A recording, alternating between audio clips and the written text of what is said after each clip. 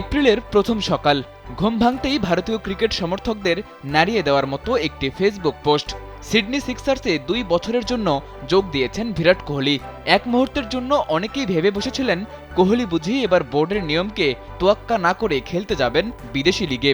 Big ব্যাশের দল Sydney সিক্সার্সের Facebook post তেমনটাই ইঙ্গিত দেয়। তবে সেই পোস্ট যে একেবারে ভুয়া তা বুঝতে খুব বেশি সময় লাগেনি ভক্তদের। মূলত ১ এপ্রিল ভুয়া খবর দিয়ে এপ্রিল ফুল বানানোর চল আছে গোটা দুনিয়া জুড়ে। সেই রীতি অনুসরণ করেই ফেসবুকে ওই পোস্ট করে অস্ট্রেলিয়ার এই ফ্র্যাঞ্চাইজি টিম। উপমহাদেশের অনেক ভক্ত তাই সকালে ঘুম থেকে উঠে খবরটি দেখে সত্য ভাবলেও পরে বুঝতে পারেন এটা নিছকই একটা মজা।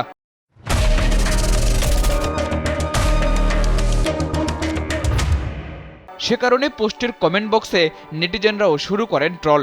অনেকে বলেছেন কোহলিকে কেনার মতো সামর্থ্য নেই ক্লাবটির। কেউ আবার এক ধাপ বাড়িয়ে বলেছেন সিডনি সিক্সার্স তো দূরে থাক, অস্ট্রেলিয়া ক্রিকেট বোর্ড চাইলেও কোহলিকে এফোর্ড করতে পারবে না।